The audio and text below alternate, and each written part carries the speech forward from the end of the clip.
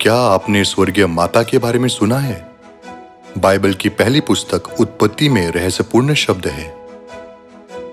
यह शब्द हम है। मिस्ट्री ऑफ द बाइबल की पुस्तक की पुष्टि 21 में यह लिखा है, उत्पत्ति में एक रहस्यपूर्ण शब्द हम।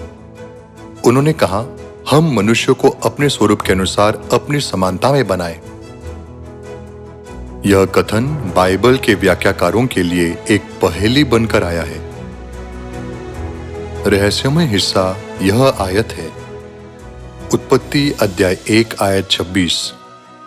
फिर परमेश्वर ने कहा, हम मनुष्य को अपने स्वरूप के अनुसार अपनी समानता में बनाए। लोग सोचते हैं कि एक ही परमेश्वर है। यदि ऐसा है तो उन्होंने हम क्यों कहा? आइए हम इब्रानी बाइबल देखें। इब्रानी बाइबल में उत्पत्ति अध्याय 1 आयत 26 के अनुसार इस आयत में परमेश्वर को एलोहिम के रूप में दर्ज किया गया है। पुराने नियम में परमेश्वर को एलोहिम के रूप में लगभग 2500 बार दर्ज किया गया था। शब्द एलोहिम एक वचन नहीं बल्कि बहुवचन है। आइए हम इब्रानी शब्दकोश में शब्द एलोहिम के अर्थ को जानें। एलोहिम 433 एलोहा का बहुवचन है, जिसका अर्थ है एक से ज्यादा परमेश्वर। 433 एलोहा का अर्थ परमेश्वर है जो एक वचन है। भले ही एक वचन रूप है, क्यों परमेश्वर को बहुवचन रूप एलोहिम में लिखा गया है? ऐसा इसलिए है क्योंकि परमेश्वर एक नहीं है। तब आपको क्या लगता है कि कितने परमेश्वर हैं? इसका उत्तर अगली आयत में है।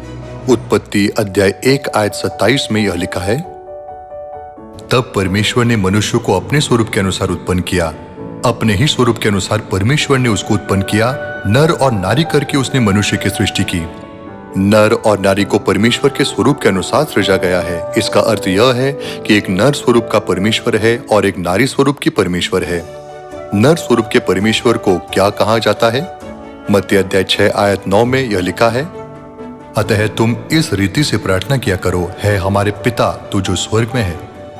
हम उन्हें स्वर्गीय पिता कहते हैं। हमें नारी स्वरूप की परमेश्वर को क्या कहना चाहिए?